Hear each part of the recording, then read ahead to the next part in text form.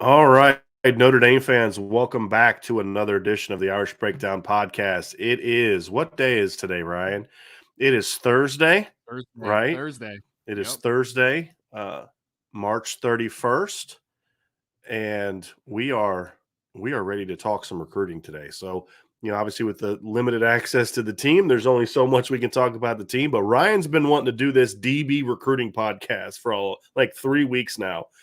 And I keep putting him off, and I was like, you know what? Today I think it'd be a good day to do that. So we're going to talk a little bit of DB recruiting today. But before we do, Ryan, we're going to have a little football 101 because I think it's important that we really make sure that people understand what's what when it comes to how Notre Dame plays its secondary, how Notre Dame is playing it now, how they like to play it. So I think that's really important for us to really dive into as we get into that. So we're going to start off with a little football 101, then kind of talk about the class as it is. Like there's a lot of concerns about secondary. Notre Dame fans are in this really weird place right now. Like they got the number 1 ranked recruiting class in the country. They're under some really good players, and like it seems like all we're getting right now is panic for some reason, and it's just kind of confusing me. So like DB is a perfect example. Oh, I'm really worried about this DB class. Okay, they got to finish, but they got 3 like top 150 players in secondary already committed. Like you got a top 100 corner, you've got a top 100 safety, and you've got a top 150 safety. Like, look, they're off to a good start, and it's March still, right? So like, let's everybody take a deep breath. At the same time, we can also evaluate the board for where it is and say, okay, they're either going to have to close on something on the board or the board's going to have to expand. So we're going to give you an open and honest assessment of where things stand.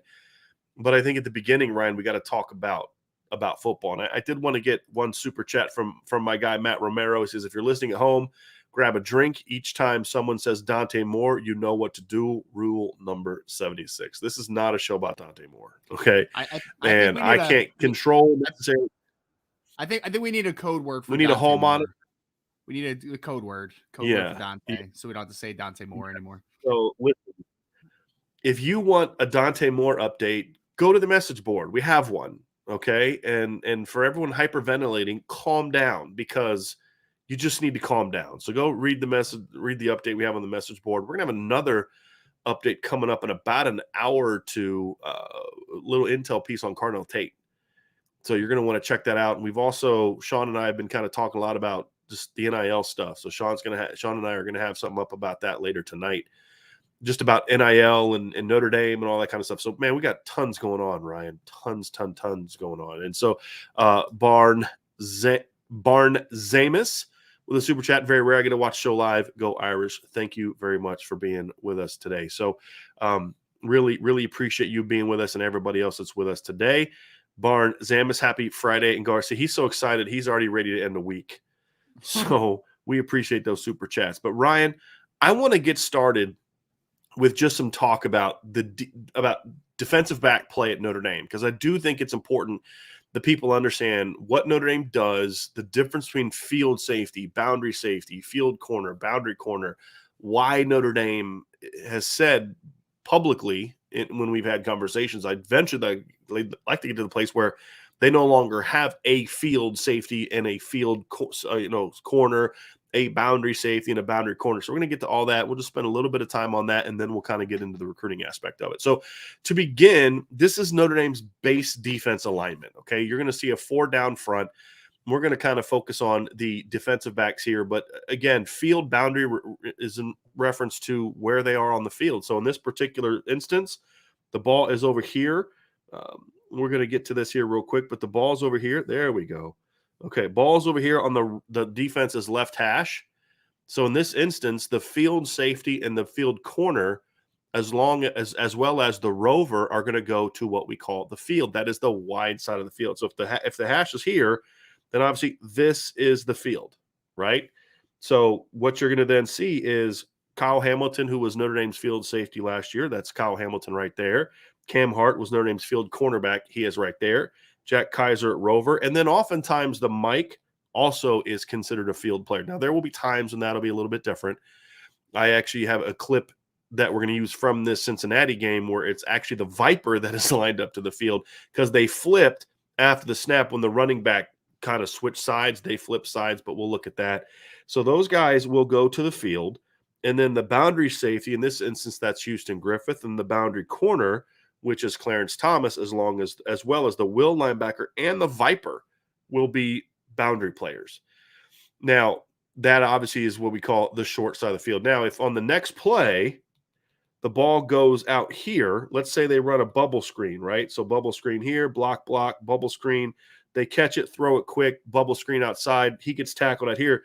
On the next play, the ball is going to be on the left hash.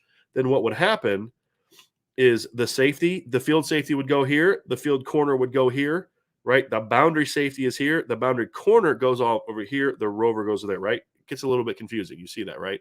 And that's ultimately why Notre Dame would like to get into a situation where they don't have field safety, field corner, boundary safety, boundary corner, and we'll kind of get into why. So first of all, Ryan, let's talk sort of about the field safety position, and why it's important, the field cornerback position, and really the difference between the two. Number one, the biggest difference is, and this is going to seem super obvious to everybody, the biggest difference is space. Mm-hmm. I mean, the field safety and the field corner have a lot more space to cover. So if you look at the distance between right here, between the field corner and the defensive end, it's a pretty short gap, right? And if you look at from the hash to the sideline, how much room the field corner really has to work with, same with the field safety. Boundary corner, boundary safety. But out to the field, you see, look at all, like Cam Hart's got more room between him and the rover than there is between Clarence Lewis and the defensive end. And if you want to get into Cam and the end, there's a lot of room over there, right? So the biggest thing for the field and boundary, or the field safety and field corner, is they have a lot of ground to cover. And I think, Ryan, that's why they put Cam Hart to field cornerback last year, is because he's so rangy. I mean, you've got an almost 6'3" corner here, right? 6'2.5" corner there. You've got a 6'4" safety there. That's a lot of range, because in this defense, the way Notre Dame plays defense, those two guys have to cover a lot of ground. So the biggest thing that a field corner or a field safety has to have in this defense, Ryan, is the ability to cover a lot of ground effectively. Yeah, and that comes not only in run support, because, I mean, you gave the example already of the bubble screen. So most people's, I think, idea is going to be like, hey, we're working inside out, and as a field safety, we're working inside out, and we're going towards that sideline and run support. Obviously, you need a lot of range in that instance, but also in pass coverage. Like you said, there is a much more space that you need to navigate. So you're talking pretty much usually your two most loose athletes and rangy athletes at both safety and corner are on the field side, because they just need, I mean, it's pretty common sense, right? The more space to navigate, the more range you need in order to do so. Right. And there was a play that Notre Dame had actually in this game where they threw a little quick screen, and Kyle Hamilton splits the defense and comes down and like makes a play in space, right? So, you know, obviously you talk about that ability to have range, and, you know, the cornerback down here, his goal in those situations, obviously make the tackle.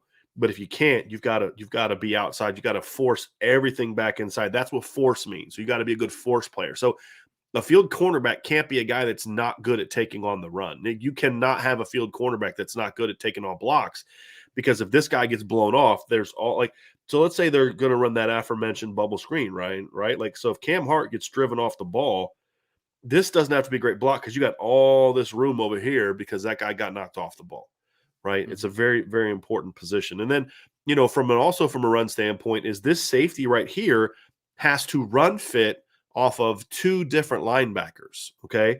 So he may have to run fit off the Mike, and he may have to run fit off the Will. A run fit is essentially the safety's objective in as a run support guy, unless he's coming down. So now the one exception could be if he's coming down. So like they may have a call where he just at the snap comes down, you know, maybe the rover comes out, you know, is going to drop out, or maybe the rover's going to come up on a run stunt and then the free safety replaces behind him. So he's not fitting off of the rover as much as he's just playing it in the alley.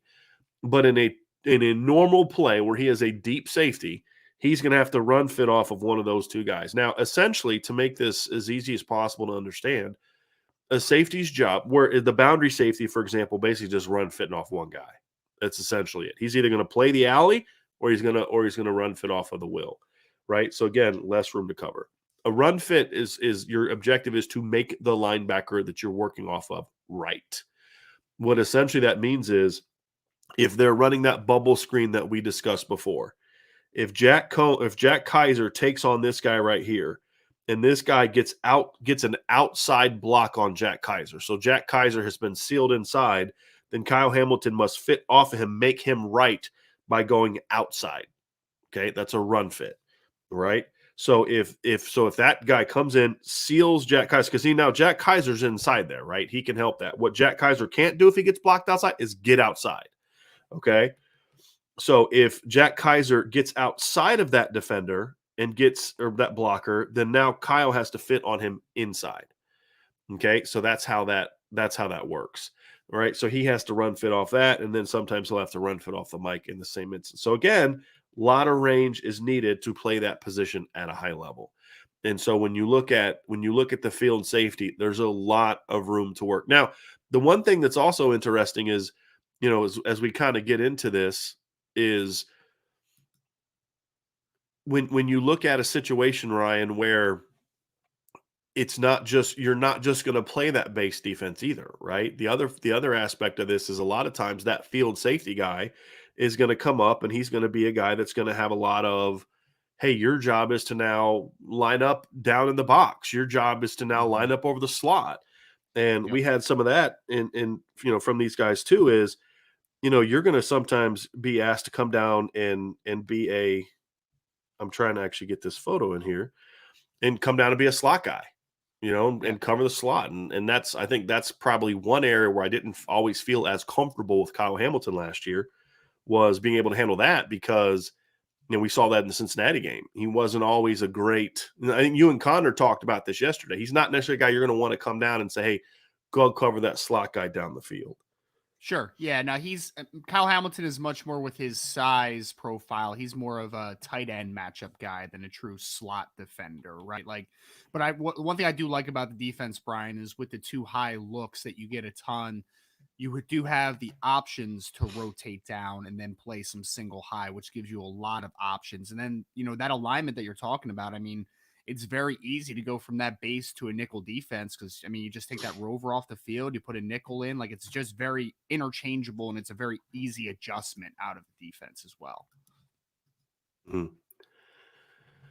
So I'm gonna try to get to this other look here real quick, but the other part of this too, Ryan, is you get into a situation where the boundary corner is a guy that the boundary corner has to, that you'll see from here, the boundary corner is a guy that's going to have to be you have to be better in man coverage. That's the one thing that I think we did not see enough of from Notre Dame last year, is to be effective, you have to be a better man coverage guy. In this particular game that we're talking about, the Cincinnati game was a perfect example, because they didn't always get into situations where that guy was necessarily a good man cover guy. And so I think that's another aspect to this too, is if for Notre Dame to really get where they want to get to, they have to get better man coverage stuff from that boundary corner. Now, that's the interesting thing, because I think in theory, Cam Hart is your best guy at both of those positions. The problem is you can only play him at one, right? You can't play him at both. So you have to figure out which one do you want to play him with. And I was able to kind of get this up here. So let's pull up this other. Here's kind of what we were talking about before. So in that same look, Ryan, now this is still a base defense. I believe this was a second down run. This is out of Notre Dame's 3-down alignment. Okay, so now they'll do this out of 4 down. So if you see here, there's 1, 2, 3 down linemen. The Viper is now in a linebacker set. This is not a normal alignment. What happened was the running back was originally here, and so the Viper was here, right, and the mic was over. But when the running back switched sides and went over here, they switched. These two linebackers switched. But so in Notre Dame's defense, the reason I wanted to show this, more often than not, Ryan, and this isn't always true, but because Kyle Hamilton played some center field for Notre Dame this year as well. But more often than not, when they go to a single high look, so the previous play was two deep safeties. This is, we talk about, if you're here to say single high, it's because there's only one deep safety. Okay, now in theory, in this look, you can get to three high because both cornerbacks can drop, but from an alignment standpoint, this is a single high look. In this defense, more often than not, when they do go single high, it's the boundary safety that plays center field. So what you can't have is a boundary safety that's just an alley player. You can't have like this thumper that just comes downhill and all he does is run support. If that's all he can do, Ryan, that guy's going to get exposed because you're not going to get center field help, or you're going to have to then put him to the field and bring your free safety, your field safety back, which again, now this guy who can't play center field, like if you can't play center field, I can't ask you to play all this, right? Yep. Like that's the thing, is you need some range at both positions. And so I think Notre Dame has been a bit handcuffed this past season because I feel like they had really only one safety that we saw a lot of that could play both, and that was Kyle Hamilton. I think Ramon Henderson can eventually get to that point. He just last year, since they converted him from corner, they couldn't ask him to play two safety spots. They need to figure out if he can play one. I think Xavier Watts will be able to play both. Brandon Joseph will be able to play both. In the spring practice that you guys were at, Ryan, I noticed too that they were, during some of the periods, they were going right left, where they just kept Brandon Joseph to the left and Ramon was to the right, or Houston was to the right, and no matter where the ball was, they just stayed there. I don't know if that was a 2-minute drill thing. Like, that's the thing we don't know from practice. Like, is that what they're doing? Was that a 2-minute drill? Is that a nickel thing? Like, there's so many things that go into it. But the point is that there will be times when this guy has to come down and he will be a sort of a single high look. And this guy's going to have to play deep middle. Now that's when he's going to be asked to cover a lot of ground. So this gives you a basic idea of, because and this is the reason that we're talking about, needing to get a good cover guy in the boundary.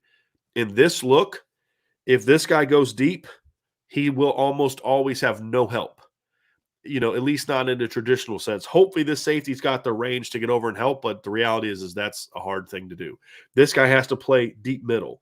So you need a cornerback that can be an effective, press guy, but effective man cover guy, because he's going to be on an island a lot. And right now, that's when Notre Dame got in trouble last year, is when they didn't get a lot of help. They couldn't, when teams could expose Clarence Lewis man-to-man, Oklahoma State did it, Cincinnati did it, that's when teams could really hurt Notre Dame in the pass game. Yeah, and I think one thing to note too, Brian, is that so for a boundary safety that is rotating and has to play middle of the field, play single high, your eyes are automatically going to go to the field side because there's just more wide receivers to that side, right? There's more threat to that side. So your eyes are going to go there, which is why, just to emphasize why you just said that it's so difficult for him to get that range back to the boundary in case there's a one-on-one backside. So that boundary corner, in a lot of ways, is going to be in man-to-man coverage, like just flat out. And having that boundary safety that has that range, this is why we had the conversation the other day where I said that I think that the safety position may be better this season because now you have two players that can kind of do a little bit of everything and have some interchangeability. It's not that Kyle Hamilton is not a better player than Brandon Joseph. He certainly is. But they both players, I think, now have just a little more true free safety style where they can do a little bit of both things, so that interchangeableness, I think, is a big help. Like, you don't have to just line the same guy up to the boundary every play. You don't have to line up the same guy to the field every play. I mean, literally, I think that there's going to be points where if it's Ramon Henderson and it's Brandon Joseph, Ramon might be in the boundary, Brandon might be the field, and then it might be flipped the very next play, or even Xavier Watts, like you in the same conversation as well. So I think that that's where the safety position could take a big step, because I think that both guys now just have a little bit more ability to kind of do a variety of roles. Right. And the point that Ryan is making in this look, they have three receivers to the field, because you don't differentiate between a tight end and a receiver. It's basically three guys to that side of the field, right? So depending on how they kind of come off the ball, if they get a four verts release, right? So you get a vert there, up that hash. This guy's going to work this hash, and that guy's working there. This safety is going to have to play here. He has to help out with there, which again is going to put him on an island. And even if it's not necessarily a 4 verts, Ryan, even if it's some kind of, vertical release where, they're going to get something here and here, but even if it's like a high-low concept, something like that, this safety is going to be occupied with 2 to 3, with number 2 to number 3 in most instances. Now, even if they get some sort of max pro, or let's say this tight end stays in and blocks, you're Mhm. still going to have depending on what the call is with him, you're still going to have some kind of situation there in your base defense. And so that's what he's referring to in a 3-by-1 alignment.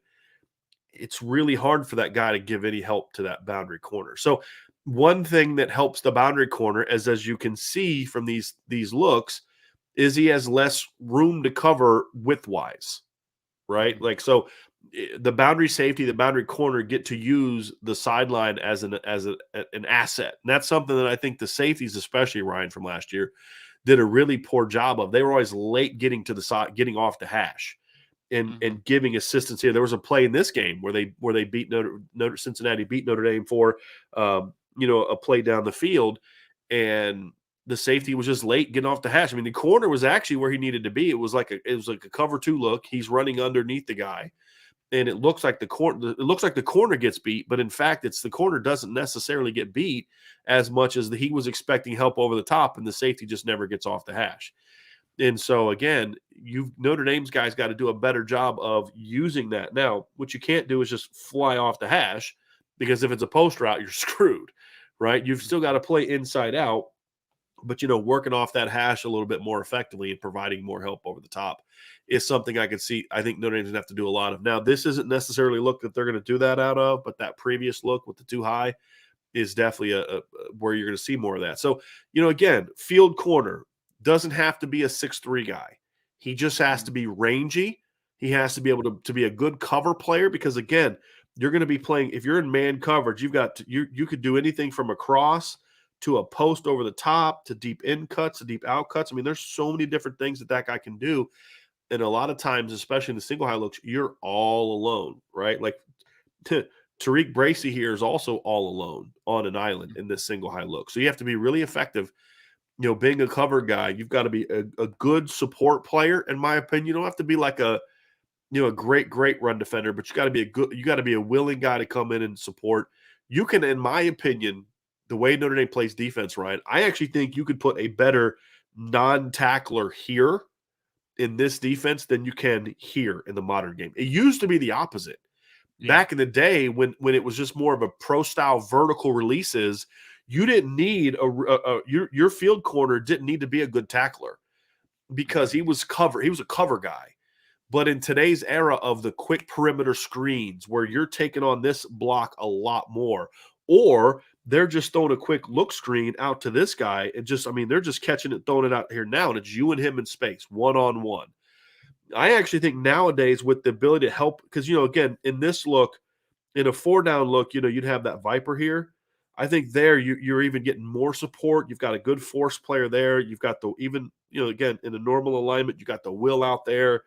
A lot of times you're going to have the way Notre Dame does it a lot is that boundary safety in the too high look. So like in a too high look, so they go field safety here, boundary safety over here. A lot of times they'll kind of the will linebacker will be down here, right? You'll put the boundary safety like kind of here a lot of times, and the boundary corner will be off, so he'll be playing back, and this guy is the primary support player, right? So I think in today's era, you don't necessarily need a really physical run defender in the boundary like you used to. I think it's nice to have. I think it's a good weapon to have, because then you can do more things keeping your safety off the hash. But I do feel like in today's game, and it was not necessarily true 10 years ago, this guy has to be a much better run defender than he needed to be in the past. There's no doubt about that, in my opinion. That's an interesting point, Anything Brian, to add to because that, Ryan? yeah, no, I was just gonna say it's an interesting point because typically, like you said, the boundary would be the position where you're thrown into the short side of the field, and the numbers game is not going to be in your favor. Like if you look at the field side, obviously you have the free safety in this look over there. You got the rover. You're going to have the viper, working inside out to the perimeter. The boundary corner, like it's a you don't have numbers to that side. So in a traditional sense, the boundary corner was put on an island in run support. So you were in a lot of one-on-one situations. But it's an interesting note that now with how much teams are trying to manipulate space and they're trying to get a lot of screens out there, it's just very much changed how stylistically a field corner versus boundary corner has to play against the run. And I think the advent of the perimeter, not the advent, but the great usage of the perimeter pass game, the quick pass game, the RPO has changed it to a degree. I think quarters coverage also had an impact on that, because what happened in quarters coverage, and again, let's say this guy's back here now. In quarters coverage, your safety's primary responsibility is as basically like a robber. I mean, you basically your first step down a lot of times is here. And what you started to see more and more of was teams taking their boundary corner off, and he was basically playing over the top. There was sort of like an inverted coverage there.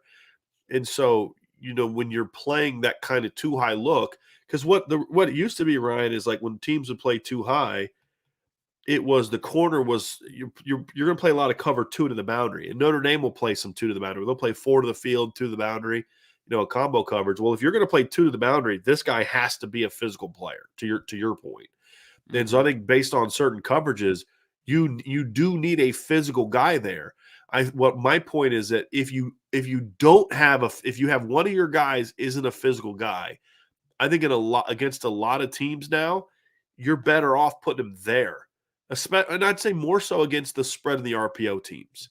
If you're Mm-hmm. playing a traditional team like a Stanford, this guy has to be a good run defender, because a lot of teams are very heavy with their run game in the boundary. I mean, if you do studies, most teams that are traditional pro style running teams are more boundary oriented with their run concepts. Pass, field heavy with their pass concepts, boundary heavy with their run concepts, which is again why you need this. But with the RPO, with the perimeter screens and all those different things that they're doing now, it's kind of changed that a little bit. So that's the other thing that makes it a little bit interesting, Ryan, when we're having this conversation about just who fits where. And so again, we wanted to just do a little bit of football 101 just to kind of give you some ideas so that you understand why we say, hey, look, this guy, if we say this guy is a boundary or field guy only, that's kind of a somewhat criticism, to be completely honest with you. And if we say that a guy, it's not always, Ryan. Like if a guy can be great at something, that's fine. But like ideally, you want guys who can play both. Sure. So I just want people to kind of understand that as we are diving into some of these player conversations about the field course. So before we move on, Ryan, anything else you'd like to add about that kind of stuff? Yeah, I would say to the interchangeableness of playing field versus boundary again, like you're gonna get put in a situation where offenses are smart. They're gonna try to isolate a guy into a situation where he's not comfortable. And I think that a lot of times, like you're saying, it can be a negative to a degree to not being a diverse player in both instances. But I think that one team that really, if you think heavy about, everyone talks a lot about Cincinnati, obviously, with Coach Freeman's time there. And when he was at Cincinnati, he had Sauce Gardner and he had Kobe Bryant. And although Sauce is an interchangeable player, he was always in the boundary. Does that make Sauce Gardner less of a really good football player? No, not in my opinion. It's just the fact that he is just better at playing boundary corner. There's no problem with that. It's just a little layer there. I just wanted to add in there. So just so you guys understand, for some reason we're getting a little bit of a delay today, Ryan. I don't know if me going out and coming back in made it better for you. Can you hear me a little bit quicker now than you could before? I can hear you. Maybe. Okay, so his responses now are a little bit quicker. So we were having a little bit of a delay, so that's why there were pauses when I was like, "Anything else to add, Ryan?" And he was like, because he was a little bit behind. But I think we're good now. Good question about this too, Ryan. Is what's the value of a nickel playing the spread versus rover? It's a really good Mhm. question from John A1. I think the thing about playing a nickel is that's when you are going to put a slot guy in more coverage, especially more man coverage. That's really where you want to be. And even a guy like Jeremiah Wusu-Koromo, who's about as good of a cover player as you're going to get from a pure rover, like a Mhm. linebacker type of player. there's still matchups where, Clemson hurt him with this in the first matchup. Now, he was able to kind of recover on the one play and have the third down. He got beat on the third down, but he's such a great player. He was able to strip.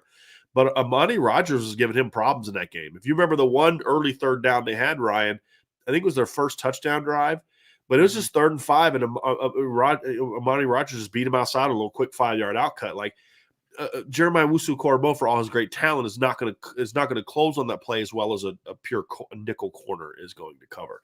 So Sure. that would be it, John. It's just when you're in a situation where you're playing a team like Ohio State, for example. Ryan, correct me if I'm wrong here, but when I break down Ohio State's, they are an inside running team and a perimeter pass team, right? So if they're going to attack the perimeter quickly, more often than not, they're going to do it with the pass. They're going to run an RPO, a quick screen, something like that. Yep. And so things will get hit quicker. A team like North Carolina, for example, especially 2 years ago when they had Javonte Williams and Michael Carter, they would do a lot more perimeter runs. They would do more outside zone and buck sweeps and things like that. So, against the North Carolina, you may want to keep your Rover on the field because they're a run first team and they run inside and outside. Against a team like Ohio State, for example, even though Ohio State runs the ball a lot, they run the ball sort of in downhill between the tackles. And occasionally they'll pop an outside run, no question. But a lot of their outside runs are boundary stuff. It'll be an outside zone to the boundary. And so in that game, because they do so much 11 personnel, because they do throw so much perimeter stuff, you may decide as a team to say, hey, look, our best personnel matchup against this particular team is to go more of a true nickel, right? So it just depends on if you're going to put that slot guy in more covered situations. That's where I think you get an advantage from going with a nickel as opposed to a pure rover. Now, ideally, you get an elite athlete that can do both, and Notre Dame had that for the most part with Jeremiah Wusu-Koramoah. I've always said that I thought that Kyle Hamilton was a great safety, but he could have also been a great rover for that reason, especially if there's someone behind him as sort of like a third safety. But I think you want to get a guy that can do both. But if you're going to play a team that's just throwing it all over the field, you're going to want to get a nickel in there. And heck, put your rover inside depending on who he is. If it's like Jaden Osborne a couple years, or if it's Jalen Sneed, Nolan Ziegler, you can put him inside against those type of teams, and he can play and so that's kind of what you're looking for. That's a good point too, because I mean, most of the time, in theory, this is why if you watch a lot of NFL football now, for the people out there, the position that is kind of getting phased out a little bit because most teams run sub package more than they run base now. I think the Seattle Seahawks are the only team that still run base over 50% of the time. They're taking the Sam linebacker, which in this defense is the rover, right? He's just displaced outside. He works outside in a little more than a traditional Sam. They'll take the Sam off the field. They'll put a nickel in the game, and that's the easy adjustment. What Brian's saying now is, instead of that, if you have someone that can do a little bit of everything, can play stacked, play in space, like a Jalen Sneed, for instance, if he's a 210, 215 guy that can also play will, then you could take your will out of the game, put this rover in the will spot, and then you can bring in that nickel to play where the rover would traditionally play. So just think about the sense that someone needs to come out of the game, but there's different ways now that we can, I don't want to say overcompensate, but you can work so that you have advantages from his speed. Yeah, it's about matchups, right? It's about matchups, right? Like, how can the offense is trying to gain matchup advantages with what they're doing, personnel wise, alignment wise, whatever. You're trying to counter that with your own matchup advantages. Say, okay, fine. You want to do that? We'll do this here, and we're going to put, Jalen Sneed or Jeremiah Wusu-Koramoah, we're going to put him inside, and, we're going to blitz him right from inside because now your guys can't whatever. Or we're going to do this, or we'll go to 3 down, whatever the case may be. So it's a chess game, and that's what I love about coaching, Ryan, is that's the one thing people ask, what do you miss about football? There's 2 things I miss about football. Number one is the relationship with the players. That was like my favorite part, the Thursday night dinners with the kids over the house and my wife making this big old spread and all this kind of stuff. And the second one is the chess match, the mental battle that you're doing with the opposing coach, is something that, I miss. Those are the 2 things I miss about the coaching aspects of it. So that gives you all a little bit of a glimpse into kind of what Notre Dame does structurally. Now, Mhm. what the field and boundary safeties do is not going to change. What we are saying, you're going to have these responsibilities, and you're an alley guy or a deep middle guy or a field robber guy or a slot guy or whatever the case may be. You're working quarters, here. You're working cover two here where you're playing off the hash, whatever the case may be. However, what we have said is even though the responsibility for boundary and field won't change no matter who the personnel is, ideally you want to have guys that can do it all, right? So they can play field and boundary. So the boundary safety position is going to have the same responsibilities he normally has, but you want to try to find a player that can do that just as effectively as he can do the stuff that you're going to ask the field safety to do. Because in this defense, Ryan, I don't think in modern football, I don't think the field and boundary safety positions are interchangeable. What you want are players that are interchangeable, because there Sure. are definitely differences to a boundary safety compared to a field safety and what you're going to ask him to do. But Mhm. what you want to get to is to say, but this guy can do all of it. So Right. when we say the interchangeableness, it's the players that need to be interchangeable, not Mhm. not the specific positions themselves. Yeah, and that goes to boundary and field corner as well, right? Like, I mean, you're still going to get put in the short side of the field if you're a boundary corner. You're still going to get put into a more of a one-on-one situation, so your coverage skills are going to matter. I think you said it perfectly, though. It's having a player. I mean, Cam Hart's a perfect example because he could literally play both. He could play Yes. either the field or the boundary. Having those types of players just unlocks so much more possibilities because then you don't have to worry about, oh man, we got to switch real quick. We got to switch here to the other hash now. They're running quick game. They're doing this. They're doing that. Like you can dictate how you can align now if you have players that can play multiple spots. It's not that the spots like the field responsibilities are the same as the boundary responsibilities. It's the fact that you have players that can play different spots. So great point, Brian. So Ryan, I think that's a perfect segue into the current recruiting class at Notre Dame. And we're going to talk about that first and then dive into kind of what's left on the board. I think the first thing that you look at is we just talked about a safety that can do it all. I think that right there is partly why I'm so high on Peyton Bowen. Is because I Mhm. feel like Peyton Bowen is a type of athlete that you could put him to the field and he can play corners, he can play in space, he can cover tight ends, he can cover slots, he can play over the top, he can come down and play the alley and be a tackler. He can Mhm. play the boundary where he can play sort of off the hash, he can play like a robber, he can play the alley. He's a guy that has the kind of range that can chase across the field because sometimes that boundary safety has to chase a drag route across the field. And I still say the greatest individual play that I've ever seen a safety make, with all due respect to the phenomenal plays Kyle Hamilton made this year. Harrison Smith made an interception against Utah back in 2010, where he was, I believe, the boundary safety. He had to cover a drag route from the boundary safety spot, and he caught up to the guy and then undercut him and picked him off. Like, that's why guys like Harrison Smith and Kyle Hamilton are so important, because you have to cover so much ground. And to me, that's the reason that Peyton Bowen was such an important pickup, and why it's so important they keep him in this class, because he projects, in my opinion, Ryan, to be able to do everything from playing center field, Mhm. right, to being able to play the alleys, to be able to play man coverage. Like, and that's also, we'll kind of get into Caleb Downs a little bit too, but there aren't many safeties that I look at and say, this guy can literally do everything you're going to ask a safety to do. There's maybe 3 or 4 a year. Well, Notre Mhm. Dame has one of those guys committed in the 2023 class in Peyton Bowen. And that's why it's so important to land him and to keep him, because he's exactly the kind of guy you and I are talking about. Yeah, and why is he able to do those types of things? I think is an interesting kind of conversation, right? Because one, he's a long kid. He's 6 foot, 6 foot plus, has pretty good length in his arms, and he has a projectable body. I mean, he's up to 185 pounds, but I think Peyton Bowen could play 195, 200 very easy. So that's kind of an easy.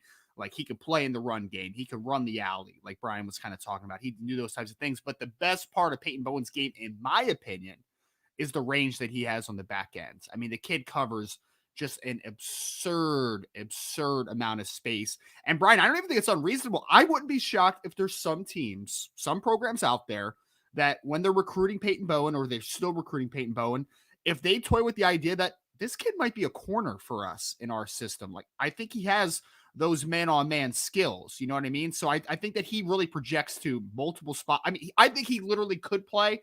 Ideally, I think that as a boundary safety, he's best because I really love him rotating over the top and doing all those Mhm, types of things. But I do think mhm. that he can play boundary corner. Like, there's no I doubt think he about could play field corner too. I mean, in the sure. way that they have used it, where if he's like an off man kind of guy, like to your point, I think he could play up as a field corner. I think he could, or boundary corner. I think he can play off as a field corner where he can just kind of keep because he's so explosive to be able to plant and drive. Hmm. And now but the thing is, Ryan, is if we're talking about that, right? We've talked about like somebody asked, I think it was last week, hey, if Notre Dame were to get a Caleb Downs, would that hurt you with your current roster? I'm like, no, because if you're Notre Dame, you're like, no, we can play all three of these guys together. And I think that's the thing that they love is, and to your point, if Peyton Bowen can play corner, then you know what else he can play? Slot, For where sure. you've got a Don Schuler and Caleb Downs behind him, and and saying, hey, look, in that situation, I'd say I'd probably have Caleb as the boundary safety and a Don playing the field. That's probably where I would go with it, and then Peyton as the slot. I don't know if you'd go with it differently. That's how I would do it. Yeah. But you could easily put Caleb. I mean, because you could put Caleb to the field too. I mean, that's the thing I like about all these guys is you could do it. But I mean, to your point, I think he flips well enough and runs well enough and has the catch up speed to be able to play corner, not as an elite cover corner, but Yeah. he's a good corner, which would make him a really good slot safety. And now that, Ryan, is where things really get interesting against a team like Ohio State, because he's Mhm. big enough, obviously as a safety, and a good enough hitter to be able to take on slot blocks and the perimeter runs and those type of things. But he has that cover ability that you look for that you don't necessarily get out of a rover. And so people wonder, well, if you've got these two great safeties, why are you still trying to get Caleb Downs? That's why.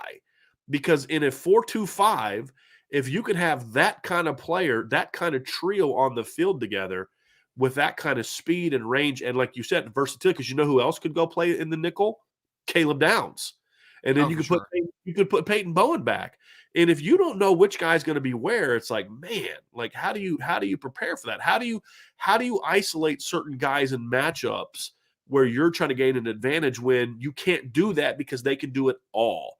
And that's Mhm. exactly why it's so important to have safeties, especially.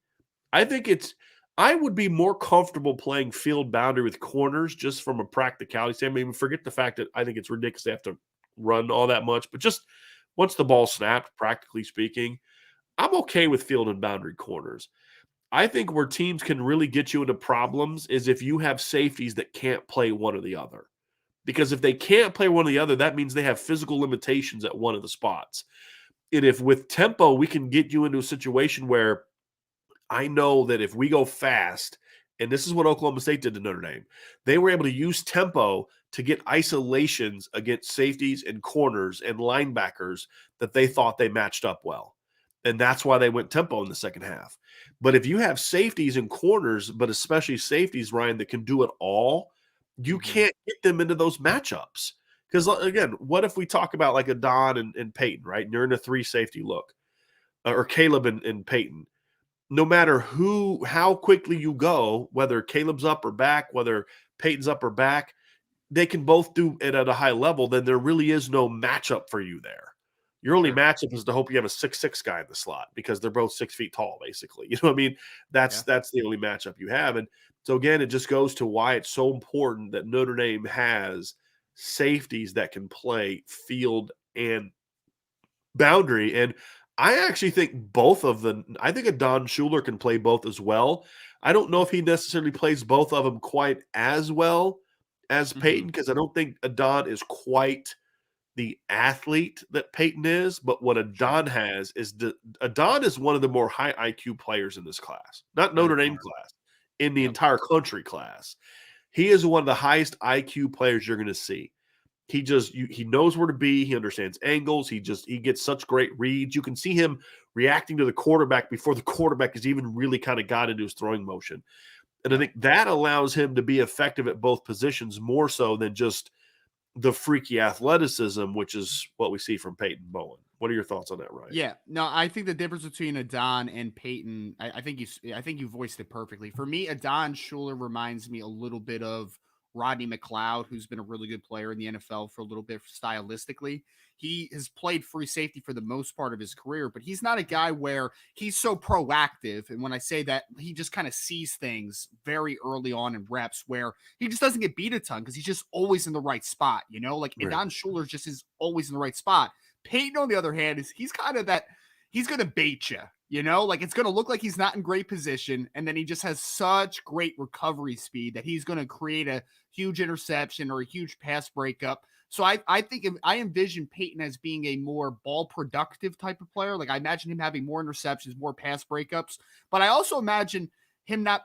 I imagine Adon maybe giving up less big plays than a guy like a Peyton Bowe because I just think that Adon's just going to be in the right spot all the And time. Don will make a lot of money plays. And that's how I Coaching always felt plays. about Alohi Coaches are Gilman. like, "Yes, I Right. love you, sir." That's how I felt Exactly. about Alohi Gilman. Alohi didn't have like a lot of pass breakups and interceptions, but almost every one that he had was in a big moment. You know, I think of the pass breakup in the end zone against the tight end at Michigan back in 2018. It just was like Alohi just he was great because he could kind of get everybody lined up, right? He was really smart. Jalen was really smart. That's one thing that Troy Pride talked about is just how the communicative the safeties were. Mhm. And just I think that's important. I think Peyton and Adon both show the ability to kind of be high IQ players. You know, Sure. Adon is that. Peyton will be that. The reason Peyton's not it quite as much is because he plays so much offense that I Mhm. don't think he necessarily has the reps under him as a pure safety that you're going to eventually get to. But he'll get to that point. But you know, with Peyton, like you said, I could see him being like that ball hawking, you know, guy that you can kind of move all around and he's going to make plays. And Adon may not be sexy, he may not get the pub, he may not get the love in 2018. You know, Julian Love was the guy that got all the publicity, but the heart and soul of that secondary was Alohi Gilman because number one, he was a leader, but number two, just like when you to be a great team to win a championship, you need guys on both sides of the ball that when a play needs to be made, they can make it. And I thought Sure. that's what made that 2018 team so good on defense is they didn't have a lot of elite players on the team. I would argue they didn't really have any. I didn't think Jerry Tillery was even an elite player. And I think he got overdrafted a little bit. I think he's kind of proven that he's a good player, but not a first round impact kind of guy. Sure. It was just they were all so good. They were a great unit. But the other thing about him, Ryan, is at every level you had at least one guy that would make a play when you needed one. At the linebacker levels, Drew Tranquil. And I swear, if you go back and watch that year, it seemed like anytime they needed a big sack, Khalid Kareem got it. I mean, I think of the Michigan game, I think of the Pitt game. I just feel like it felt like anytime they needed to play, Khalid was like, all right, guys, I got this. You know what I mean? Let me get this pressure. And then in the back end, they had several guys that did it, but Alohi more than any other. You know, it was just a guy that just it seemed like when a play needed to be made. I think of the strip against Vanderbilt. I mean, they lose to Vanderbilt if he doesn't Mhm. strip that guy at the goal line. I mean, it's plain and simple. They probably lose. That was Probably. Jared Pinkney, right? The tight ends, I think it Yeah, was, right? yeah, Yeah. yeah. Yeah, Good yeah. call. Good call. Yeah. So I feel like that's one thing I do like about both of these safeties. I think they both have a little bit of that. Hey, somebody needs to step up and make a play. We saw Adon do that a ton in high school, Yep. and I think Peyton shows it at times as well. And he projects to do it even more once he kind of gets defense under his belt. And look, I know a lot of teams are selling him a receiver. And I think he could be a good receiver in college. I do. I Sure. think Peyton Bowe could be a pretty good receiver in college. I just think he has elite potential as a safety. Receivers like him are kind of common, let's be honest. You know, Mhm. 6 foot, 185-pound athletic guys, kind of grow on trees in today's era. Having guys like him at safety, a little harder to find. And that's why I'm glad that Notre Dame, for now, is holding to their ground in regards to keeping him in the class and preaching the defensive aspect because that's where I think he could really bring this thing home is like Notre Dame they need difference makers of safety. They need interchangeable guys of safety, Ryan. And I think these two kids can be that to a degree. I It, really it do. it's pretty crazy how times have changed with the wide receiver position over the last few years. Because I remember I talked to I have a pretty good relationship with J.C. Horn that came out of South Carolina. Okay. That's now Carolina Panthers, and he told me he was a really good wide receiver coming out of high school, and his dad was the one, Joe Horn, that was like, you should play corner, man. Like there's just not a lot Mhm. of them. There's just not a lot Right. of these athletic good corners. So I agree with you. I think that I think that some people are going to start figuring that out, that like there just might be a higher upside because there's just an overpopulation. There's a saturation of Right. really good wide receivers. And to your point, Adon right now for me is, just to reiterate the point, guy's just always going to be in the right spot. You're just not going to get him out of position a ton. Peyton Bowen's that one guy, though, Brian, as a former high school coach, where you're like, oh, God, what are you doing? What are you doing? And then he makes an interception, and then you forgive him. You're Right. like, Oh oh, shoot, he didn't flip his hips correctly. He was out of position. Oh, the deep ball's coming. They got him by 4 yards. Oh, look, he's kind of gaining on it. interception. Oh, look, he picked it off. Yeah. And Exactly. he'll get that cleaned up. So let me ask you this before we move on to corner, Ryan. Obviously, the ideal situation is you want to have them interchangeable, but you've got to start them somewhere. On 1st and 10, you got to start them somewhere. If you're Mhm. not going to go right or left and you're going to start field and safety, where would you put those two in the ideal alignment for Notre Dame?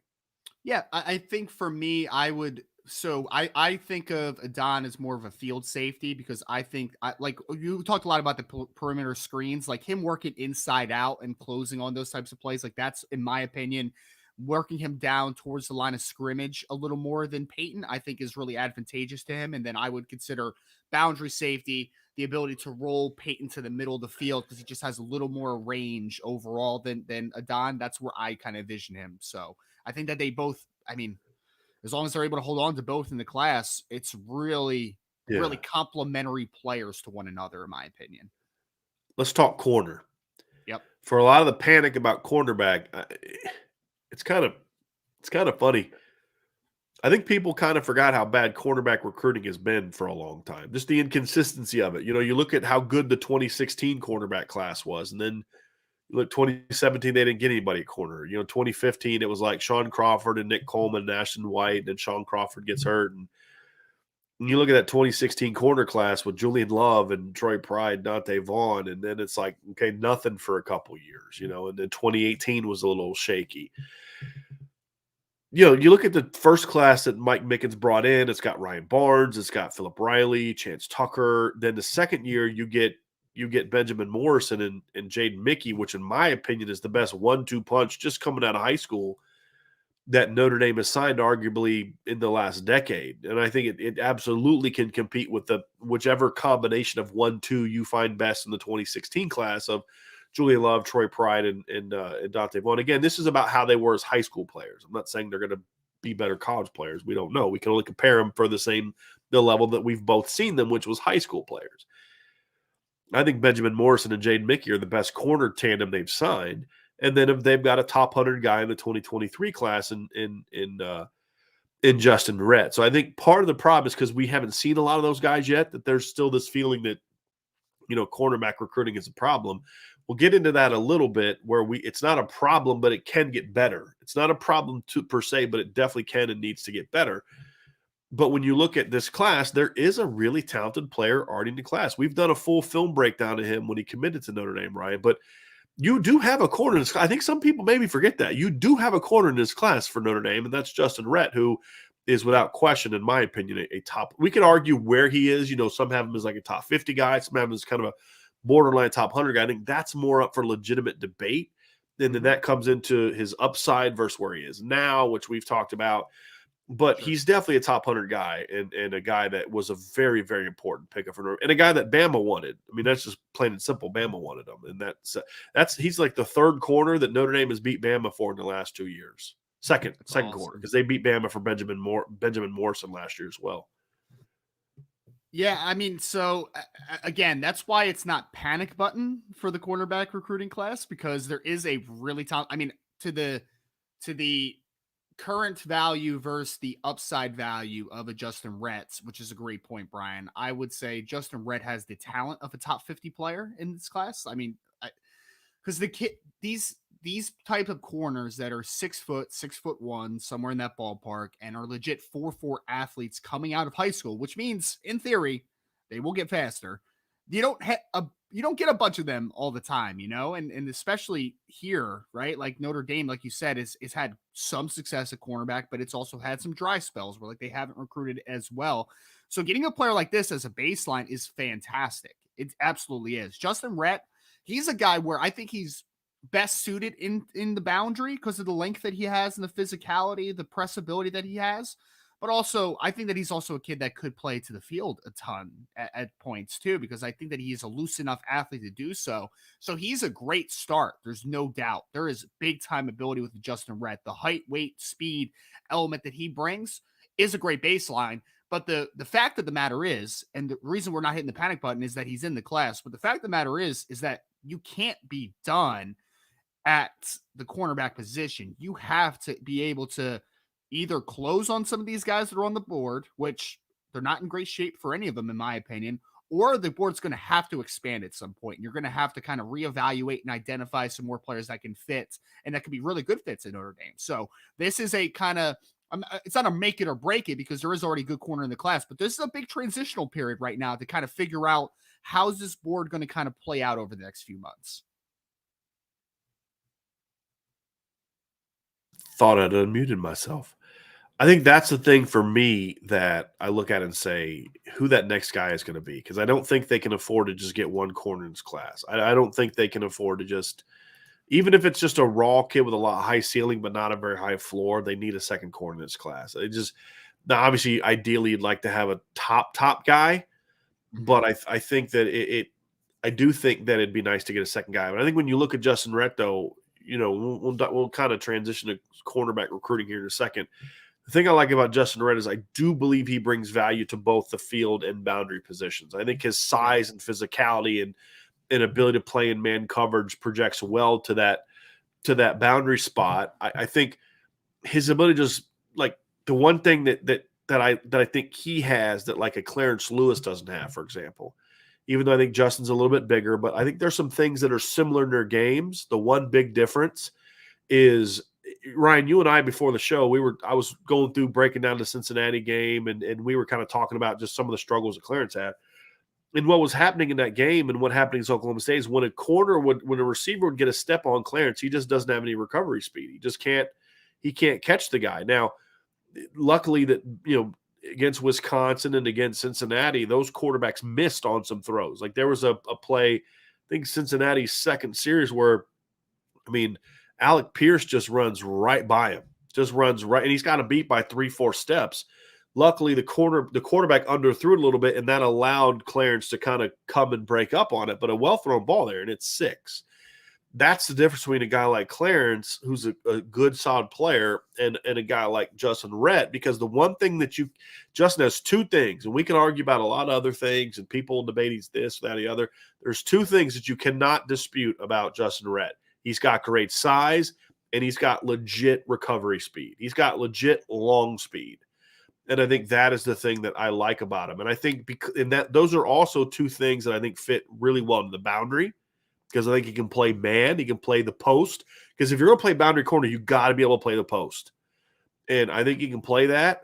And then he's got the range and the physicality as a run defender to be an outstanding field corner as well. And I think it's important to point that out, Ryan, because if you look at filling out this class, if you view Justin Rett as just a boundary guy or just a field guy, it puts a lot more pressure on you to find a complementary player to him in the class. But if you subscribe to what I believe, and I'll get your opinion on this in a second, if you subscribe to what I believe, which is that Justin Rett can play both, then just get the best guy possible and you can figure it out. And I think Justin Rett and Benjamin Morrison especially are 2 guys that flat out, to me, grade out just as high as boundary guys as they do field guys. And that is a very, very important thing.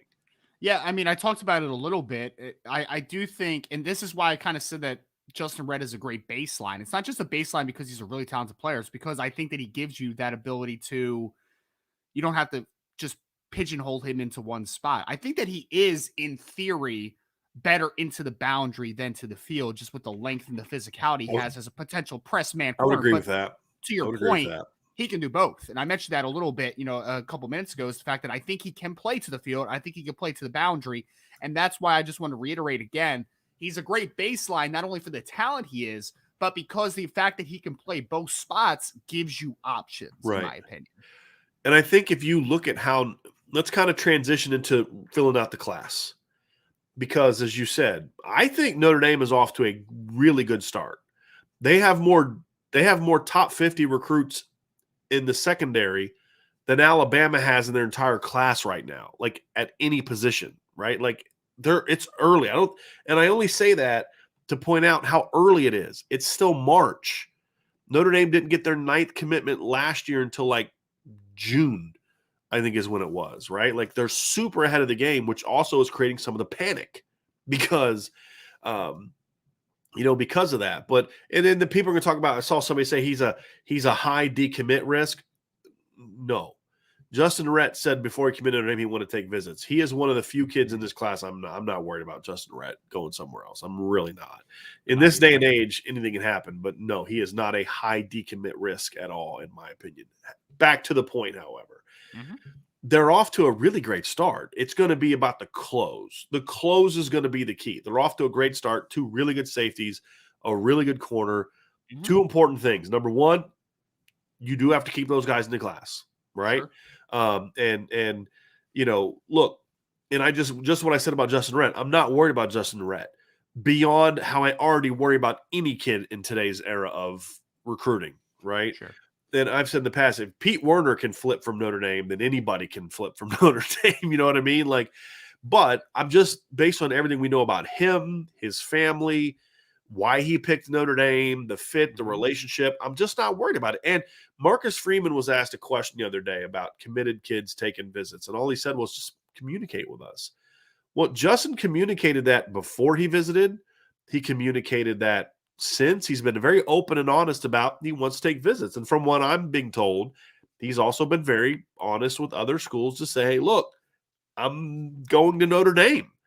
And that's why you haven't seen him on as many visits as you've seen Peyton Bowen, because I think he is more locked in, and other schools know it. They kind of like, you're kind of wasting our time with Justin Rhett. I truly believe that's why you haven't seen as much activity with him as you have maybe a Keon Keeley and a Peyton Bowen, because it's not that the big time schools aren't on him, because his final 5 was like Notre Dame, Georgia, Alabama, right? Like it was some big time schools, and he was a take at all of them.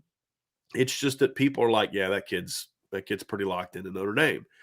But you've got to keep him. You got to make sure it's that way. You got to continue that relationship and keep him in the class. You've got to keep Peyton Bowen in the class, because if you all of a sudden lose Peyton Bowen, it gets a little questionable, because when you look at the board at both positions, Ryan, safety is a situation where if Notre Dame doesn't land another safety in this class, they're fine. A third safety is like, you can't turn down Caleb Downs. Right. He's too good. He is one of the best safeties I've seen come out in the last 5-6 years. I mean, he's that good in my opinion. Yep. So you can't not look at him. He's just too good. And I do think there's merit. A third safety brings value. I would prefer to get a third safety, just looking at the numbers of the position moving forward, but you're fine with 2. Right. So you're going to have if you keep the 2 guys in the class, you're at the very least going to have one of the 5 to 8 best safety classes in the country. A third guy, to me, really solidifies your future numbers, but it also solidifies you as one of the 3 best recruiting safety classes in the country, in my opinion.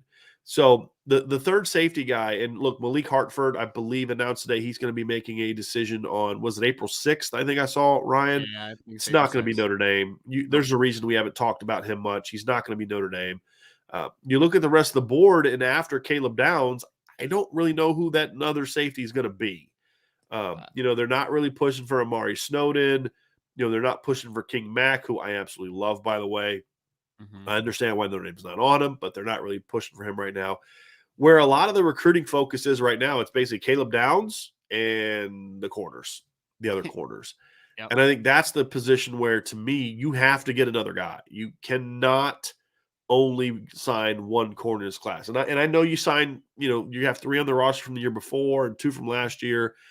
You can survive. You're not going to have bad corner numbers moving forward if you only get 1 in this class, but to really have a healthy situation, I think you need a corner in this class.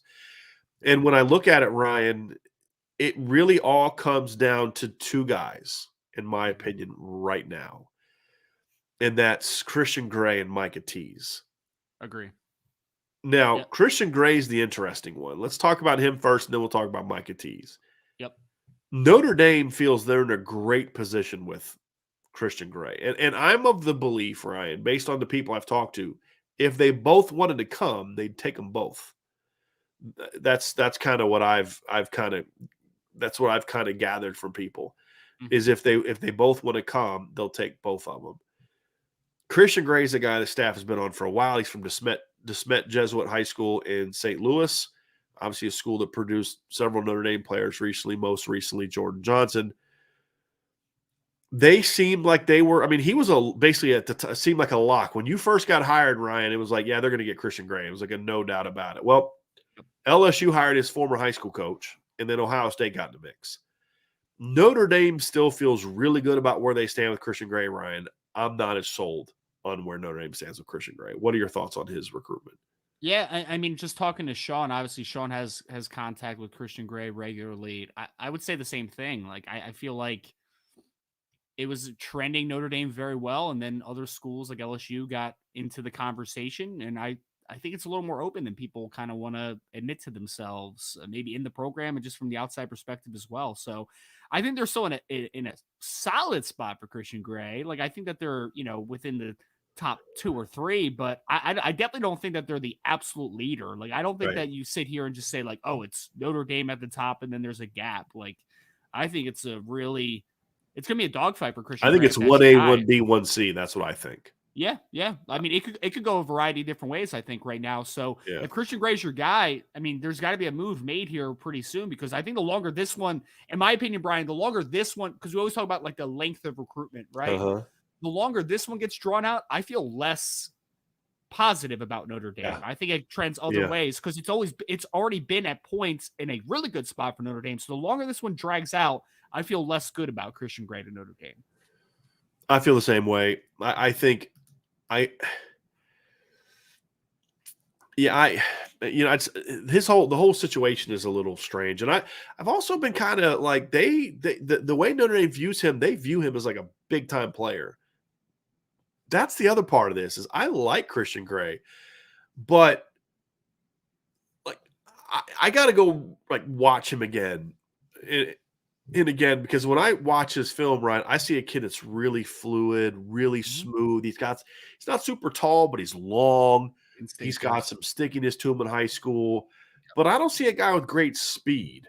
Like I see a guy that's kind of a pure off man field corner kind of guy. And I Mhm. don't see great speed, but then you look at it and you're like, yeah, but LSU and Ohio State both won him.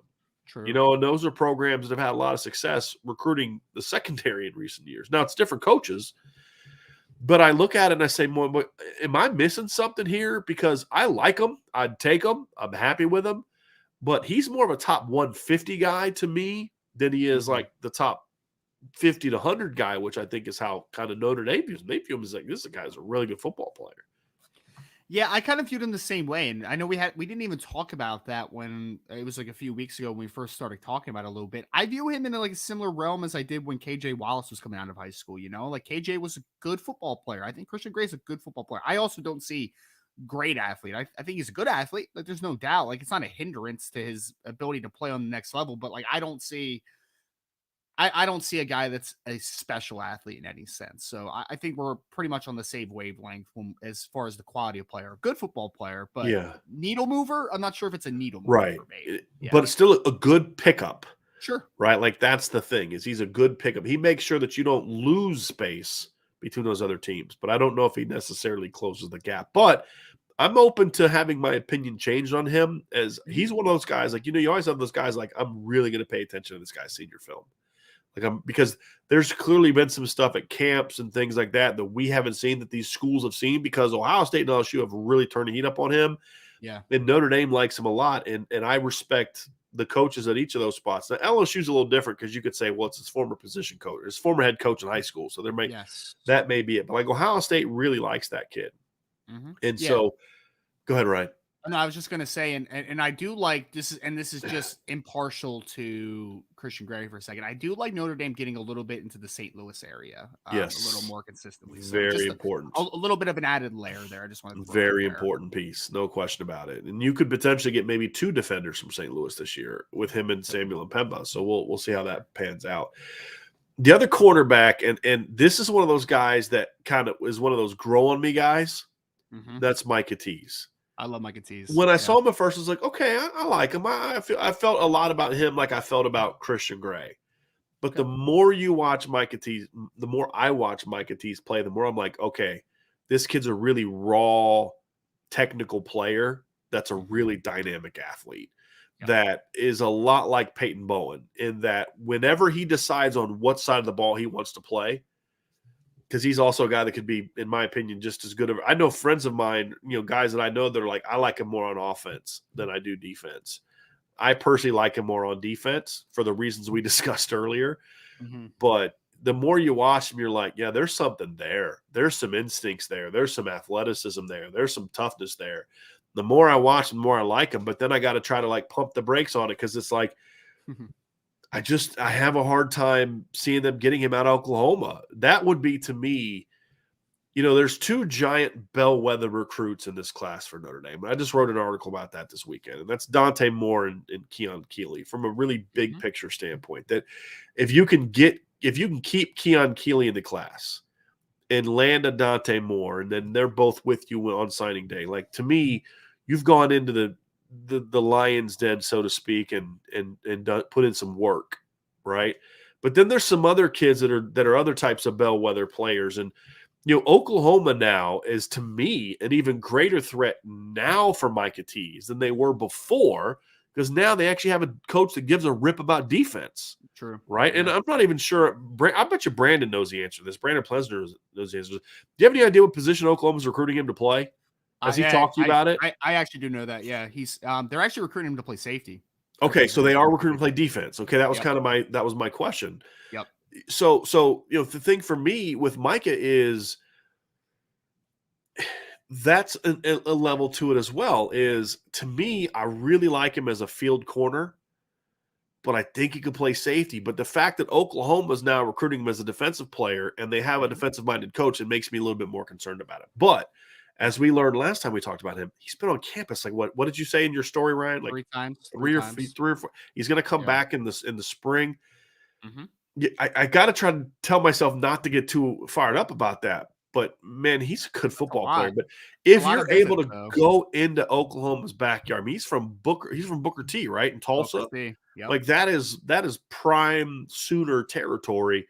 If you're able to go into their backyard for a kid they want, and they now have a defensive coach and beat them, that's another one of those bellwether recruits that says, hey, Notre Dame can go anywhere now and recruit. And you may not win all those battles, but you're going to have to work. And here's why that's important.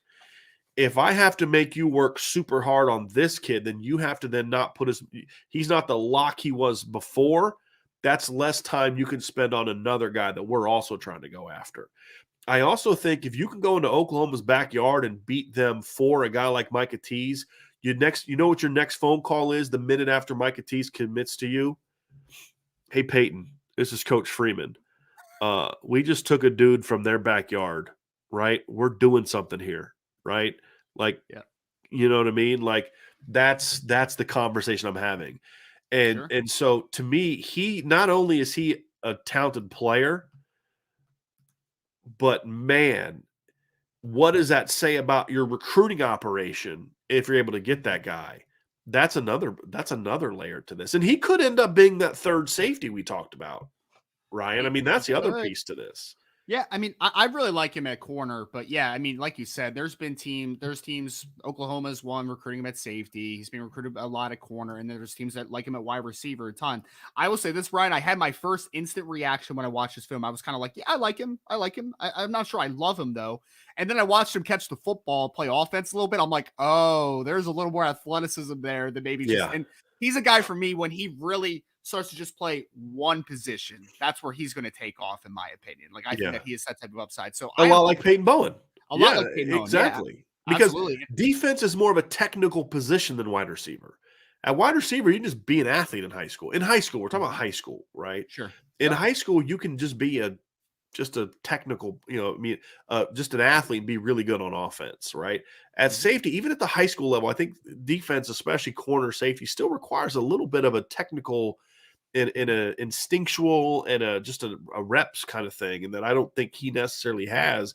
Him and Peyton Bowen both, but like you Yeah, said, once they start really locking into playing defense, then you're going to start seeing them be like, okay, the game is going to really take off. Because the thing I love about both Peyton Bowen, I actually like the fact that they're both kind of raw, sure. because that's what you get paid to do. And we've already seen what Chris O'Leary can do with guys at safety that are kind of raw. You know, we saw what he's done with Xavier Watts in a short period of time, what he's done with Ramon Henderson in a short period of time. Like, he's impressed me from a coaching standpoint. We need to see if he can recruit, which means keeping the guys in this class on board. Hmm. But I think he can coach, and obviously Mike Mickens has already proven himself as a coach. I mean, I think the questions I have about those two guys are more recruiting related. Can you recruit the big dogs? Can you recruit the best players in the country at your position, or are you just going to get good players that Hmm. you then coach up really well? I think that's the bigger question for me, but they're going to get coached up. But, give me those guys that are just football players. And Yeah. that's the thing, is like, they're just guys that can play, they make plays, they can tackle, they can play offense, they can play safety, there's flex. We just talked about Peyton Bowen could potentially play corner, but Hmm. we like him at safety. Now we're talking about Micah Tease as a corner that could maybe play safety. Those are the Yeah. kind of things we talk about. Like, boy, think of the matchups, and then you talk about who's your future nickel. Well, if Micah Tease is kind of a hybrid between a corner and a safety, there you go. Hmm. That's it right there. Well, he that was what went in my mind when you started talking about the safety thing, and you weren't even trying to sell me on it, but my initial response was nickel safety mix, right? Like, that's because then rotating down, you can play a lot of sub with that type of player. You can play three safeties all the time if Micah Tease is that type of player against Mhm. spread teams, when teams that really just want to, I mean, the USCs of the world, right? Where they just want to just keep going, Right. pace, pace, pace. So I agree. And I mean, like I'll say, I've remained steady on this, Brian, and I think you would agree. I still like where Notre Dame is with Micah Tease. Mhm. I think they're firmly in the second position right now for Micah Tease. Which, if he keeps coming back to campus, I'm going to say, like, okay, they're okay. I know some people that think they lead for him. Really late. I mean, But here's the thing, yeah. leading for him and getting him to decide to leave the state are two completely different things. That's my biggest thing is when I Right. talk to him a couple times, it's like, yeah, I mean, praises Notre Dame. I think the kid loves Notre Dame, but I think he's one of those kids, and I remember you talked about it with, like, Billy Shrouf last year, right? Mhm. A lot of pressure to stay in the Yeah. states, right? Like, there's a lot of pressure to stay in Oklahoma, especially now with the new coaching now at Oklahoma, being a defensive coach, like you said, Venables going over there from Clemson. So I think there might be more outside pressure. He strikes me as a kid that honestly, to your point of, like, a lot of people think he might lead to him. I would guarantee, maybe not guarantee. I think, though, that there's a very good chance that in his mind, in Micah's mind, he's probably like, I like Notre Dame the best, but there's a There lot have of there have pressure. been a lot of kids that like another school better than the in-state school, and Yep, they can't pull the trigger. exactly. I think it's especially true in a state like Oklahoma, where there's just not a lot else. I mean, and let's be honest, Oklahoma State's not Oklahoma. It's not like Florida, where at times in history, Florida State, and Miami were all kind of powerhouses that carried the same weight. It's not like Texas, where you have Texas and Texas A&M, or it's just it's a little different animal. Alabama, where now there's a difference now, but for a long time it was like Auburn and Alabama are kind of both powerhouses. That's not true in Oklahoma. I mean, it's Oklahoma and Oklahoma State. No matter what Oklahoma State does in the field, they're never going to be Oklahoma. And so to me, that's the interesting thing. It's like, Ryan, and you're going to learn this the longer you do this job. You're going to be like, man, I just knew Notre Dame was going to get that kid. I'm shocked he Mhm. stayed in state. But it's that pressure of, it's teachers, it's friends' parents. It's like there's Yeah. just so much pressure You to probably, I stay mean, in state. imagine on the day-to-day basis the Oklahoma gear that he just sees every single Right. day, right? Like, that's just Right. is the reality that he Right. lives in right now. Right. So that's the thing, is getting him out of the state is going to be tough. If they can, I'm really curious if they're going to be able to get him back on campus this spring, or if it's going to be not until the officials. It's going to be interesting to see if they can get it, because if they can get him back for another unofficial, then there's no doubt he's going to come back for an official in the summer, Yeah.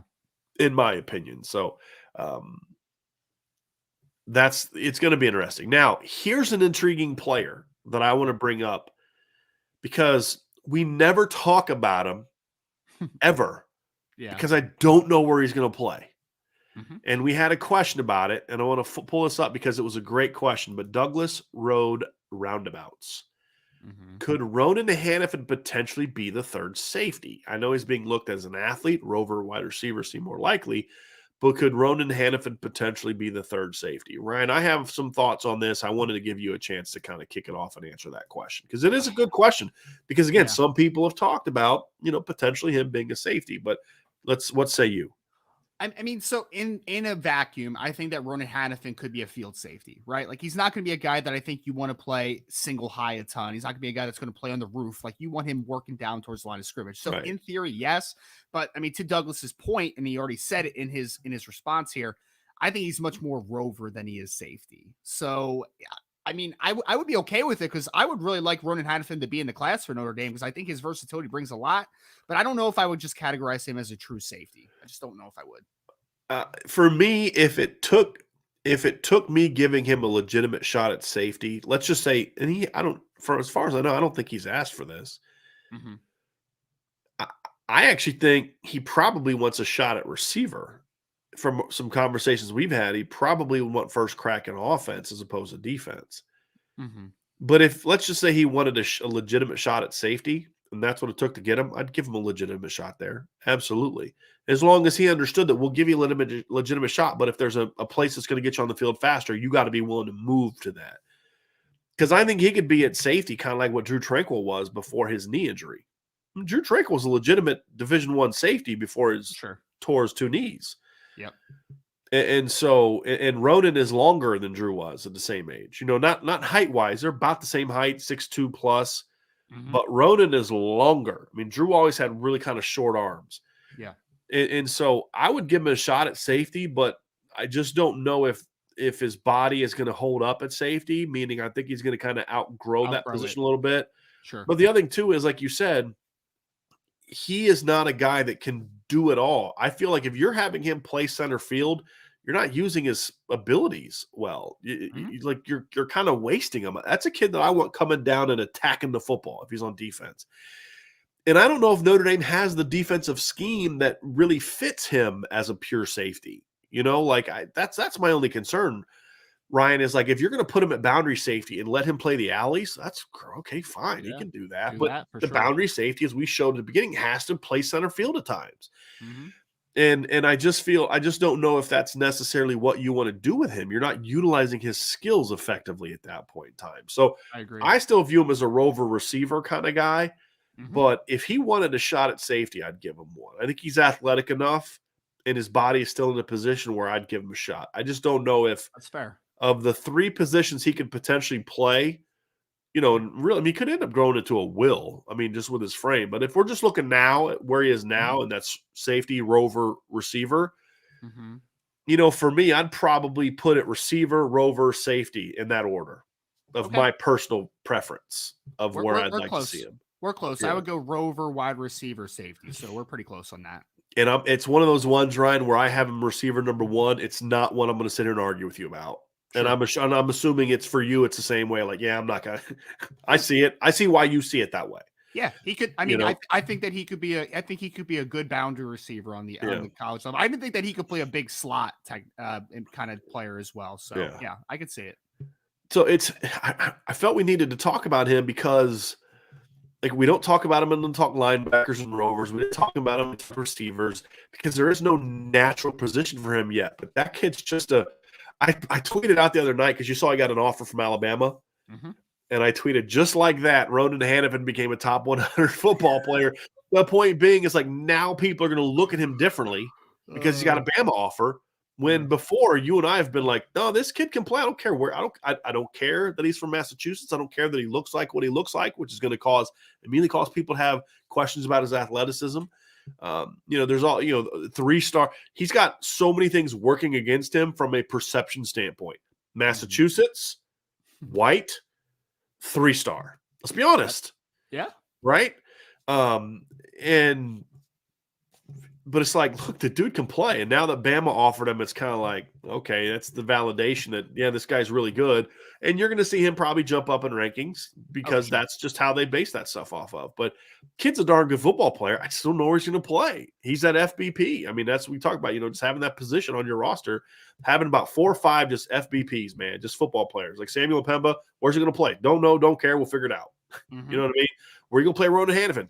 Don't care, don't know. We'll figure it out. Right? Like that this class has a high number of those guys, and I feel like you've got to go out. Micah Tease is that kind of guy. Peyton Bowen's that kind of guy. Where like in 2 years, if you sign Micah Tease and Peyton Bowen in 2 years, you have a receiver situation like Notre Dame is in now, where your numbers are sketchy. You're like, okay, yeah, I can go over there and probably be better than or just as good as the guys we have a receiver. Mm-hmm. I want as many guys like that as possible, and that's what I love about Ronan Hannafin. Even though I can't lock him into a position. Yeah, The kid's just a good football player. Figure it out. He was one of the guys that I developed a good relationship early on, and when I first came in here in January, I remember we were saying like I mean take for Notre Dame right now. Like in my opinion, I think he's that good of a player. I'd be interested because I think somebody put it in the chat. I would love to know where Alabama likes him, where they offered him at, what position. I just for my mindset of like where people kind of see him on the next level. I think it would be interesting. Yeah, I'll try to look that up while we're talking. I'm not quite sure where that is, but honestly, I don't care. Again, if Alabama thinks he can play receiver or defense for them, whether it's linebacker, safety, whatever else, that tells me something. For sure. That tells me they think this kid is a really good football player because they don't just, they don't go up to Massachusetts just to get depth players. You know what I'm saying? Like they're not going up to offer him, and they had him on campus, so like they set up a visit. Like I believe the offer happened like during or after his visit. It's one of those things where it's like, boy, if that kid if Bama thinks he can play for them, and I don't care what position it is, then that tells me a little something about Ronan Hannafin. It's so funny. We just keep talking about Massachusetts so much this cycle, man. We actually on my other podcast, the NFL Draft podcast, we actually had Isaiah Likely on, who was a Massachusetts kid as well, and I talked to him a little bit about that. I'm like, man, what's going on with Massachusetts? Seriously, cycle, and he's like. Yeah, man. He's like, I always thought we had pretty good football, but he's like, this year, I don't know what up, man. Like there's so many good dudes coming out, and I'm just like, yeah, man, it's pretty absurd to think about. Yeah, and I think, and again, we've talked about this. I think that's good for Notre Dame. I think it's good for Notre Dame because that's an area where I think they're going to tend to have a little bit more success maybe than in other years. So, Ryan, yes, if you had to predict right now, yep, who do you think of the secondary players? Let's go most confident to least confident. So we're going to talk about, say Caleb Downs. We're going to talk about Micah Tease. We're talking about Christian Gray. yep. I'm looking at the rest of the list. Braxton Myers. There's a reason we're not talking about him. Ryan, why don't you just go ahead and share that little nugget that you put on the board the other day about Braxton Myers, why we're not talking about him. Sure, yeah. If you're on the message board, if you aren't, you should be for one. But I just got to plug that in real quick. But I've talked frequently to Braxton Myers because I know that he's a guy that Notre Dame is high on, and they've recruited him pretty. They've definitely tried to get in. He's a cornerback safety out of Texas. I think he's being recruited at both, depending on what program you look at. He's just not very.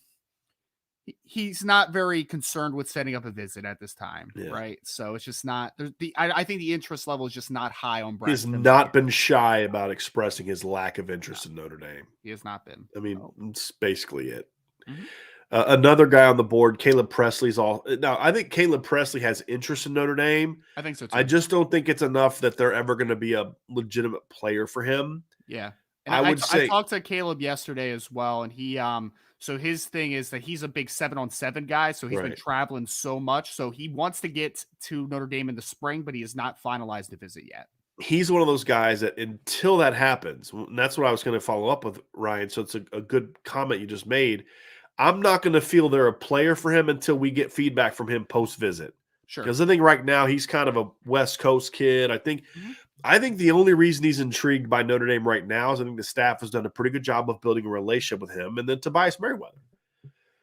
I think those are the only reasons he has any interest at all right now in Notre Dame. And they're not going to be a player for him until that right there. Get him on campus and you got to blow him away. And that's a lot to put on that guy. So we don't really talk a lot about those guys. Jair Hill's the guy that's on the board for Notre Dame right now, but he's not really a take at this particular time. Right. There's some other guys. People talk about Javion Toviano. Look, there's a reason we don't talk about him either. We've talked to people at Notre Dame, and when there was all this talk about he may visit, they're like, the kid doesn't talk to us. So I don't know where the whole visit thing came from or what that was, but that's not happening.